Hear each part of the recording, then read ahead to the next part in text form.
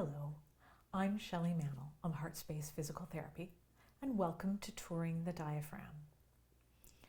Today I'm grateful to be speaking to you from the traditional lands of the Anishinaabe and Haudenosaunee peoples of the Niagara region of Ontario, Canada.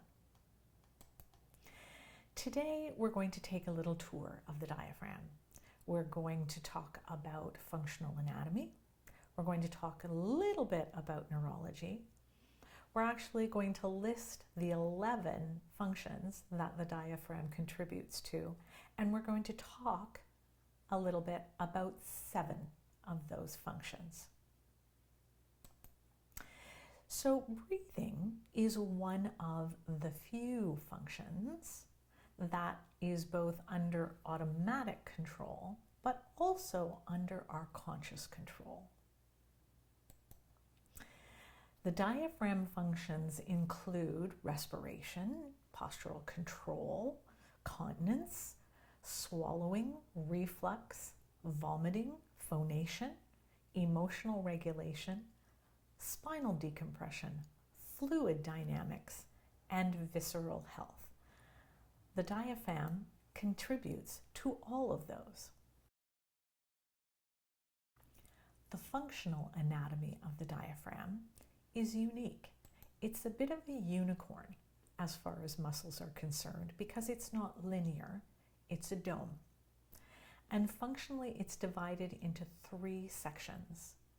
There's the sternal section, which originates from the ventral portion of the xiphoid, or the underside of the xiphoid. There's the costal region, which originates from the inner surface of the lower 6 ribs. And then there's the crural region, which is at the back, and it originates from these little legs that begin at L1, L2 on the left, and L1, L2, L3 on the right.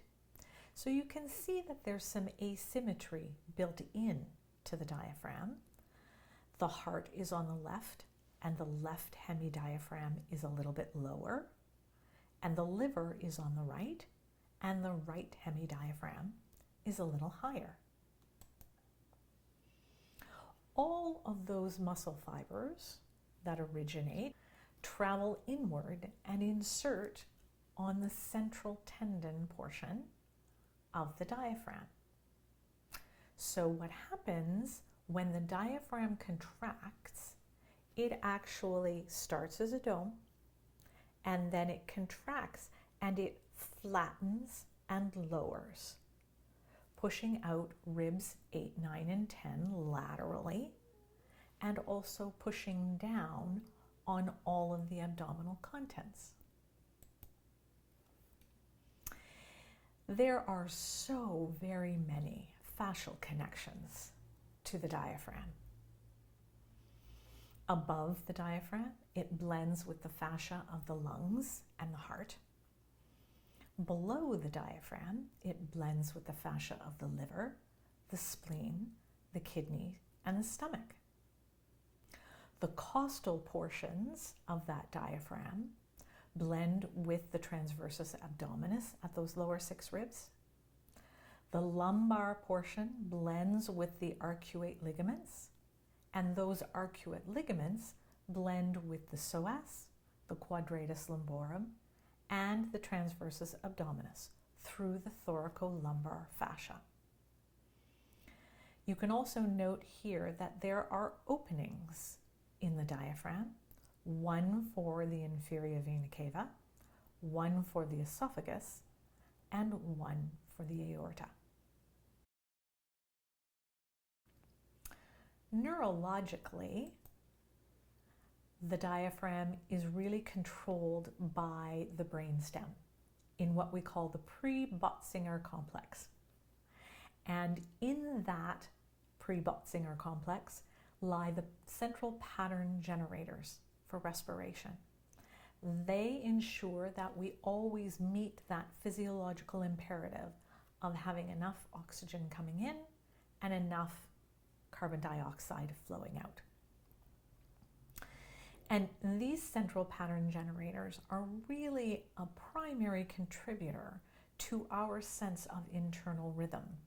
It is fascinating to listen to Eileen Richter and Patty Etter talk about internal rhythm and the central pattern generators for respiration in their MORE course. And MORE stands for mouth, oral, respiratory, and eyes. It's fascinating. Interestingly, the pre-Botzinger complex was not named for the scientist Botzinger. It was actually named for the wine that they served at the announcement dinner. As far as the neurology of the diaphragm itself is concerned, the central tendon area is served by the phrenic nerve, which is C3, 4, and 5 nerve roots, and that phrenic nerve has both sensory and motor fibers. The sensory fibers carry pain and proprioceptive information, and of course the motor fibers are responsible for the motor action of the diaphragm. The periphery of the diaphragm has sensory, pain, and proprioceptive fibers from the intercostal nerves, 6 to 11, and the motor is responsible from the phrenic nerve. The crural region is a little different again. It is served by the phrenic nerve as well, but a separate branch of the phrenic nerve, and it is also served by the vagus nerve, that all-important nerve of the parasympathetic nervous system. So already we get a sense that the crural diaphragm, there's something a little bit different about that region. We also want to remember that the vestibular system feeds the diaphragm. And that makes sense when we think about the fact that we need to breathe differently depending on where we are against gravity. When we are lying down, it's a little bit harder to breathe because gravity doesn't take the weight of some of those internal organs and move them out of the way. So the diaphragm has to work just a little bit harder in order to push those abdominal organs out of the way. When we sit or stand, gravity helps those abdominal organs lower a little bit, and the diaphragm doesn't have to work quite as hard. So there's a connection between the vestibular system and the diaphragm, and it's only one of many sensory and motor connections in this part of the body. So we cannot separate sensory and motor. We need to understand them both. As far as respiration is concerned, the primary job of the diaphragm and its physiological imperative is always to bring in enough oxygen. And so respiration always wins if we need to choose between those roles. But if you look at its position in the body and remember all those attachments we just talked about, it does make sense that it has a role in terms of stability in the trunk. So the diaphragm contributes to postural control. I talk about its contribution from the viewpoint of dynamic core for kids, which is an evidence-based approach to central stability that I co-created with a physical therapist named Julie Wiebe. And we coined the term the anticipatory core. So the anticipatory core team is the respiratory diaphragm, the pelvic floor, the transversus abdominis, and the multifidus. And they work together as a team to create stability of the lumbar spine and pelvis before movement. That's the anticipatory component. And so this really is the foundation of what we talk about when we talk about core stability. So how does that work? Well, what happens is when that diaphragm contracts and it descends and lowers and pushes the organs down in the abdominal space. The bottom of that system is the pelvic floor. And so as the diaphragm pushes down, the pelvic floor receives that pressure and it lengthens and loads to a certain extent, but it creates the bottom of the system. And so as the diaphragm pushes down, there is the creation of intra-abdominal pressure. And with that pressure comes the stability of the lumbar spine and pelvis. On exhale, the diaphragm rises to its position, and the pelvic floor, which has been elastically loaded, recoils and returns to its resting position. And in that recoil, again, we have intra-abdominal pressure maintained and the stability of lumbar spine and pelvis. The rest of the postural synergists that create that central stability throughout movement rely on the stability of this intra-abdominal pressure and the working of this team together to create an anchor for those muscles. And so alignment equals how available muscles are to be recruited. We understand that muscles are most recruited in their mid-range and they generate the most power there. So the alignment of the rib cage, the alignment of the pelvis, and the relationship between the two of those are incredibly important to how well the respiratory diaphragm is activated. And in order to create that stability in action, we need to optimize the function of the anticipatory core, which means optimizing the function of the respiratory diaphragm, and then connect that anticipatory core team to the postural synergists. Continence is also a part of this system, and it is where the postural control system meets the continence system. The diaphragm contraction pushes the abdominal contents down, and that intra-abdominal pressure lengthens and loads the pelvic floor. And that appropriate activation of the pelvic floor actually allows the pelvic floor to kink the hose that runs from the bladder out, and that's the urethra. So when we need to pee, the bladder contracts to squeeze out the urine and the pelvic floor has to relax. But if there's too little activation of the pelvic floor, then that kink in the hose is weak and the bladder leaks. If there's too much activation in the pelvic floor, as might happen with anxiety, because there are a great many connections between the sympathetic nervous system and the pelvic floor, then the pelvic floor is really constantly on and it can't withstand the pressure when the diaphragm pushes the abdominal contents down and the bladder leaks. One of the pelvic floor muscles, called the puborectalis, also wraps around the rectum and assists with the anal sphincter. So again, too little activation of the pelvic floor and we may get leaking at the rectum, and too much activation and we may not be able to expel that contents and we may have constipation.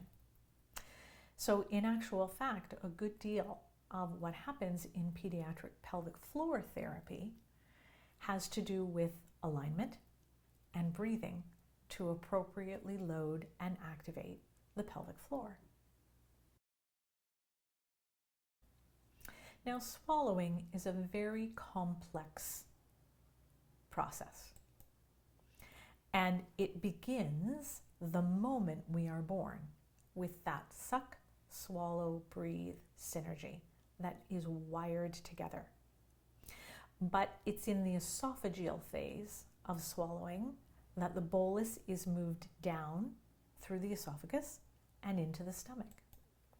And in adults, we actually swallow at the beginning of an exhale, and then we continue exhaling after we swallow. And this makes sense if you think about the fact that the crural diaphragm, remember, wraps around the esophagus, and the crural diaphragm has to relax in order to let the bolus pass down the esophagus and through into the stomach. And so it's really easiest to swallow when we're on the exhale because the diaphragm is already relaxing and returning to its resting position in that phase. Now, there is more variability with an infant swallow, and sometimes they do swallow on the inhale, which of course is not as efficient. And so that process can be seen as maturation and efficiency. And one of our basic contributions when we optimize feeding and swallowing with littles is to support the alignment of the baby so that they can get that best organization of that process possible. When we look at vomiting, there's a role for the diaphragm as well. In order to vomit, we actually need to dissociate the crural portion of the diaphragm with the costal portion of the diaphragm. And this dissociation of those two portions only happens in GI events. It doesn't happen in respiration.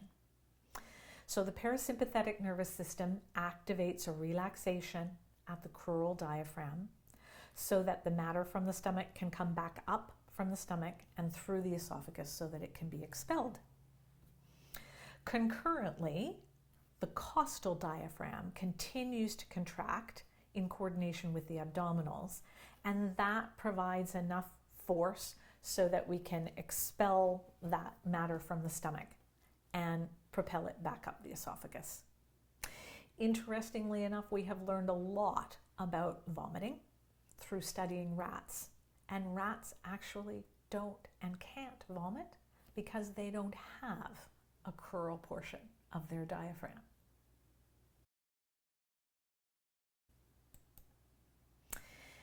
Reflux is another interesting variation on the theme. So again, reflux involves the dissociation of the crural diaphragm and the costal portions of the diaphragm. The crural diaphragm actually reinforces the lower esophageal sphincter, and so it contributes on a regular basis to the prevention of reflux.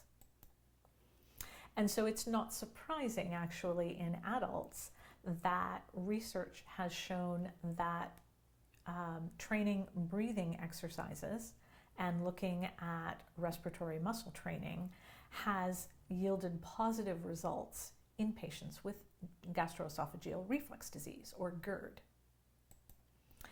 And so it's really not surprising when we think about it that some of our little ones really experience reflux. And often it happens before their diaphragm function begins to be optimized, both neurologically and anatomically, in those first 4 months. And that's from an alignment and a recruitment standpoint. So one of the things that may assist some of our little ones with reflux is paying particular attention to the alignment of the rib cage and the spine and the pelvis, and optimizing that so that we can optimize whatever function of the diaphragm is possible. Again, phonation is a complex process, but the diaphragm is involved because it's responsible for ensuring that there is enough tidal volume of air in the lungs to support phonation. And so it's that timing of a quick respiration before phonation that's mediated by those central pattern generators in the brainstem, in the medulla, that ensures adequate gas exchange and adequate tidal volume. It's also interesting that before 8 months of age, babies generate adequate activation of their diaphragm to support respiration and postural control and phonation by generating a little bit of movement with phonation. Remember that connection between the vestibular system and the diaphragm. At 8 months of age, something magical happens. There's then enough capacity in the diaphragm such that it no longer needs movement. It can meet the respiratory demands, the postural control demands, and the phonation demands without movement. It makes me think about our more involved children in their wheelchairs.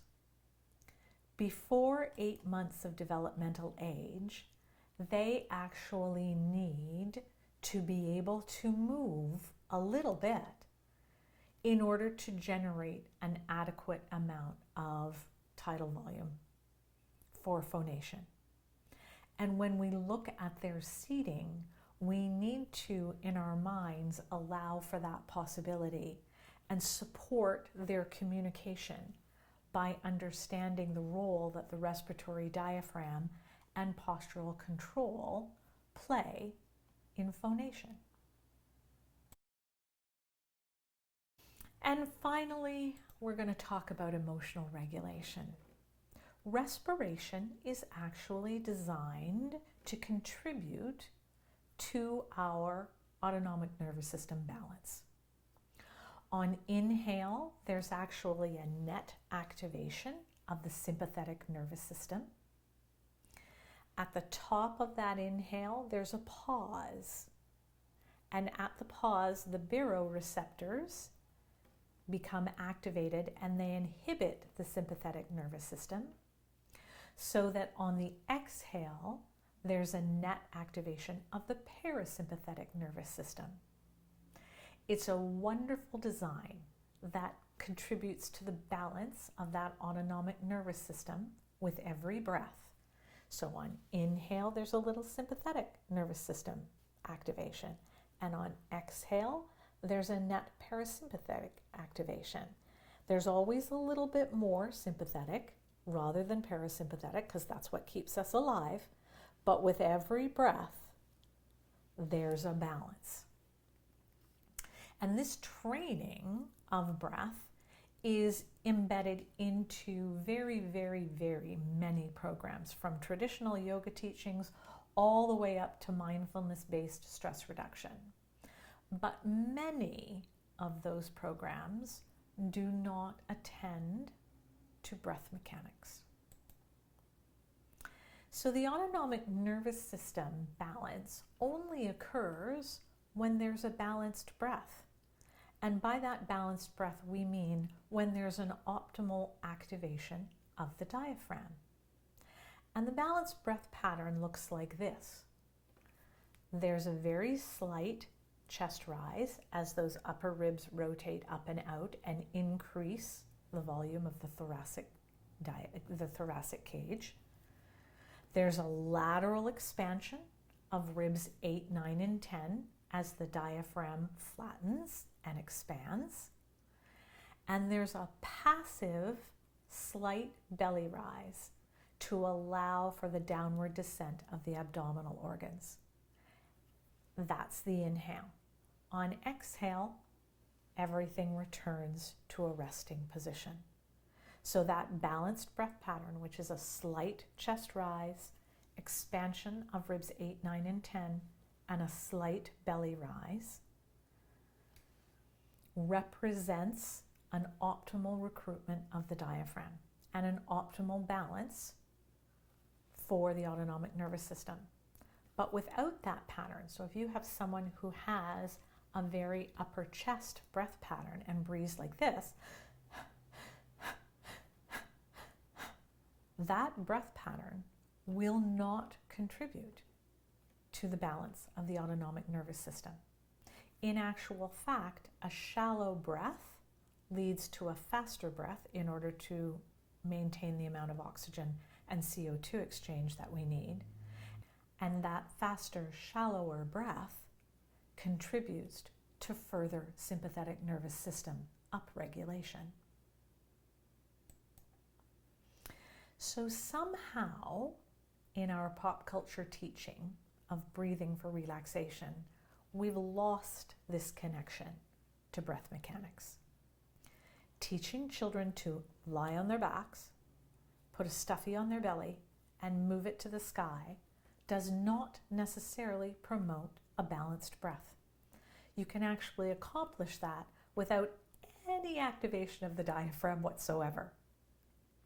And that belly rise is supposed to be attained through a relaxation of the abdominals, not a pushing out of the abdominals, which is often what you see when younger children are instructed to send that stuffy to the sky. It would be much better for us to understand breath mechanics and the relationship with the autonomic nervous system of breath pattern and use an alignment-informed approach to support a balanced breath when we teach breathing to children. And that would really be the best way to support breathing as being useful in emotional regulation.